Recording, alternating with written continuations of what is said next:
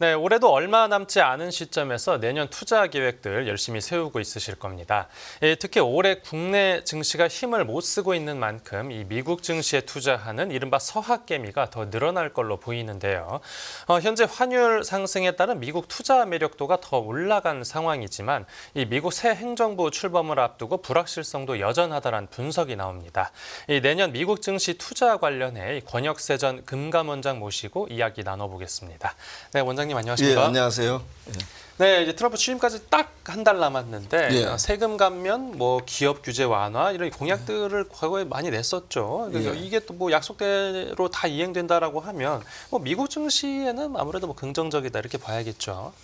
예, 그렇죠. 아무래도 이제 기업의 비용 부담이라든지 투자를 위한 여러 가지 규제 완화는 뭐 금융회사뿐만 아니고 제조업 쪽 모든 분야에 분명히 긍정적인 요인이 있습니다. 그런데 아마 이런 재료들이 트럼프 당선 이후에 상당 부분 시장에 반영된 부분도 있거든요.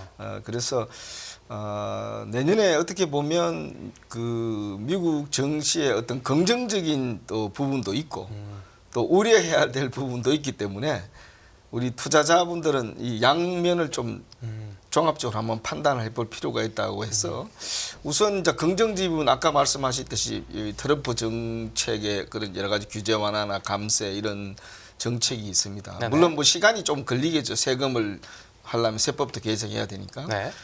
그리고 미국의 지금 경제가 당초 우리가 생각한 것보다 올해도 굉장히 좋았지만 내년에도 전 세계에서 선진국 가운데 미국이 가장 좋은 당초에 한 2% 전망 GDP 전망했다가 또 2.2%로 올릴 정도로 좋았다. 이 경제가 참 좋았다는 거 하고요.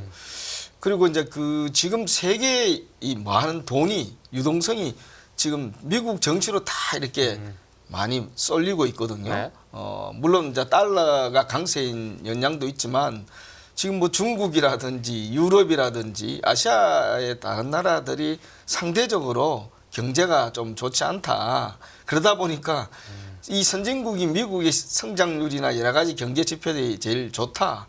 그리고 지금 AI의 어떤 트렌드, 분위기 이런 것들이 미국의 이 빅테크 기업들이 주도하고 있거든요. 네. 그러다 보니까 자연히 이 돈들이 다 미국 시장으로 빨려 들어가고 있거든요. 네. 그러다 보니까 상대적으로 미국의 내년에도 그런 유동성이 풍부하다 이런 거죠. 그래서 쉽게 말하면 지금 올해 미국 증시가 뭐 엄청나게 이제 사상 유례 없이 작년도 올해도 많이 올랐는데 네네. 결국 이런 증시의 상승이 결국은 미국의 국민들의 금융소득을 올렸고 또 금융소득이 증가하니까 그 돈이 다시 소비를 또 이렇게 또 증가시키고 그 소비 이 선순환 그러다 보니 GDP가 또 올라가고 또 이런 거로 인해서 또 주식시장이 또 좋아지는 이 선순환 구조가 계속되고 있는 거거든요. 그래서 이제 그 미국 증시는 뭐 내년에도 전체적으로 보면 좋을 거다고 하는 게 대체적인 전문가의 의견인데 이제 걱정한 부분도 뭐 전혀 없지는 않죠. 왜냐하면 이게 지난 2년 동안 너무 많이 올랐다. 그래서 사실은 주가가 S&P 뭐 나스닥 같으면 2년 동안에 거의 한 80% 가까이 올랐거든요. 이게 사상 유례 없이 많이 올란 겁니다. S&P도 마찬가지고.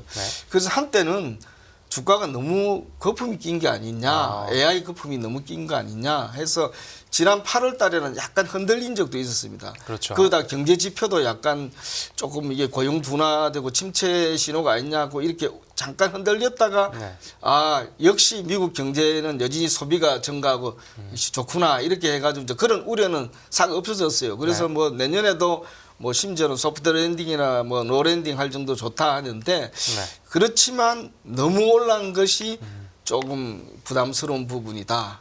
그래서 사실 골드만삭스가 그 얼마 전에 전망한 거 하면 앞으로 10년 동안에 미국 증시는 과거에 골드만삭스가 몇 개월 전에만 해도 8% 정도 상승할 거다. 0.8%. 그러다가 한 3% 정도밖에 상승을 못 할 거다. 그럼 상당히 매력이 떨어진다는 거거든요. 그래서 이런 전망도 하는 거 보면 그동안 미국 증시에 그 뭐 예를 들면 엔비디아 같은 데는 퍼가 지금 55 뭐 이래 되거든요. 그래서 최근에 엔비디아도 상당히 좀 주가 조정을 많이 받고 있습니다.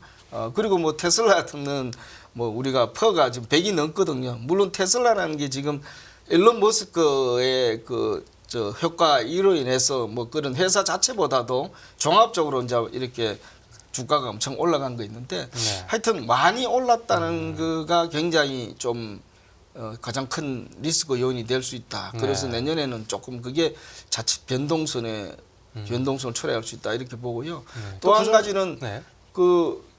이 어제인가 이제 우리 네.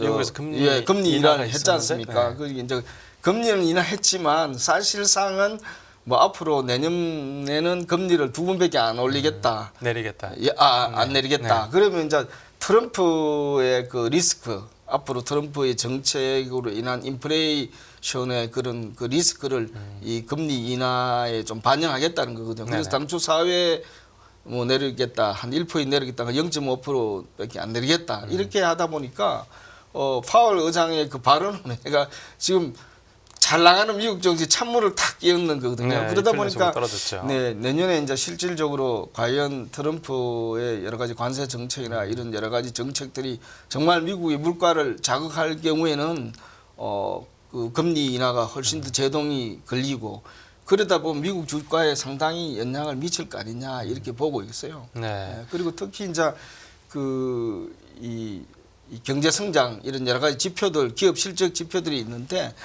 저는 이제 걱정스러운 게 그동안에는 AI 효과에서 엄청나게 상승률이 컸지 않습니까? 네. 이 전분기 대비 이런 식으로 계속 상승률이 컸는데 내년에도 물론 기업 실적은 좋겠죠. 그렇지만 정가율이 기대치에 미치지 못하는 상황은 생길 가능성이 매우 크다 말입니다. 그러다 보면 다음 분기 전망이라든지 또는 우리가 기대하는 것만큼만 정가율이 낮다고 했을 때 실적은 어느 정도 좋았겠지만 그런 정가율이나 다음 분기에 대한 기대 전망치가 낮아지면 주가에 크게 마이너스 요인이 될 수 있다 이런 생각이 듭니다. 네, 그러니까 좀 역설적인 게 그 앞에서 미국 경기가 좋아서 그 주가가 오르는데 그 경기가 너무 좋아서 이제 내년에 또 금리 인하 횟수는 줄어들 걸로 보이고 이렇게 좀 상충되는 상황인데요. 앞에서 그 트럼프 취임을 그러니까 전후로 변동성이 커질 수 있다 이렇게 말씀하셨는데 그러면 좀 이제 상반기에 좋고 뒤로 가면 안 좋은 가격이 좀 떨어지는 그러니까 상고하죠. 뭐 이렇게 보고 계시는 겁니까? 예, 전체적으로 아무래도 이제 인플레이나 물가를 자극하는 것은 한 상반기 좀 지나야지 여러 가지 트럼프가 이제 취임 후에 관세나 여러 가지 대중관계나 이런 것들을 해란 부메랑이 물가라든지 경제에 어떤 악영향을 미칠 경우에는 그 하반기에 그 미국 증시를 억누를 수 있는 부분이 있거든요. 네네. 그리고 이제 사실은 또 한 가지 포인트는 내년에 저는 1, 4분기 트럼프 취임 때까지는 여전히 그 트럼프 트레이드의 어떤 영향을 취임식 전까지는 붐을 좀 받겠지만 네. 취임식이 막상 1월 20일 끝나고 나면 좀 냉각기가 있을 거라고 보거든요. 그리고 결국은 1, 4분기 실적이 발표되는 3, 4월 달이 결국은 이 실적 발표가 과연 이제는 실적 장소로 넘어오는 거거든요. 네네. 그동안에 분던 취임식 분위기까지는. 그러다 보면 실적 발표 때 과연 우리가 생각하는 미국 사람이 생각하는 기대치 이하의 실적이 발표된다든지 또는 정가율이 못 미치고 이럴 때 저는 한번 미국 정치가 크게 출렁거리는 그래서 저는 3, 4월이 굉장히 분기점 변곡점이다 이렇게 보고 있고요. 네.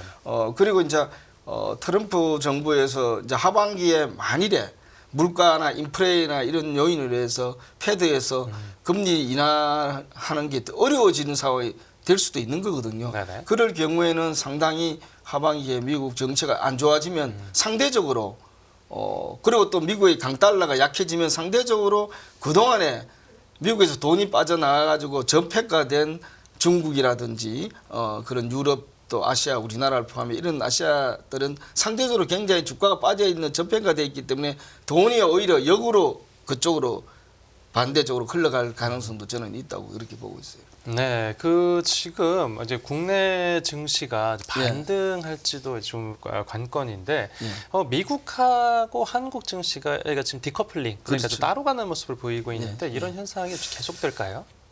그렇죠. 지금 현재 보시면 이 성장률이나 앞으로의 전망도 우리나라의 경우에는 지금 원래 성장률도 굉장히 안 좋지만 또 내수나 수출 또 트럼프 정부가 출범할 경우에 여러 가지 어려움이 많이 예상된다 말이다. 그래서 경제의 어떤 펀더멘털로 봤을 때 미국과 우리나라와 비교하면 당연히 주식 투자하는 입장에서 미국을 이제 우리가 이렇게 선호할 수밖에 없는 상황이거든요. 네네. 그러다 보니까 그리고 내년에도 미국은 어디까지나 우리보다는 또 내년에 전망이 좋은 거니까 그래서 이 디커플링은 당분간 갈 수밖에 없다. 그리고 지금 우리나라의 그 지금 환율이라는 게 지금 거의 1,450 이렇게 나 있는데 외국인 네. 입장에서도 앞으로 어디 환율이 이제 원화 강세가 계속 갈 거냐, 원화 약세가 계속 갈 거냐 이런 부분이 굉장히 중요한 부분이거든요. 네네. 그렇기 때문에 당분간 외국인들이 우리나라에 적극적으로 우리나라 주요 기업에 이 투자를 늘리기는 좀 어려운 측면이 있다 봅니다. 다만 아까도 말씀드렸듯이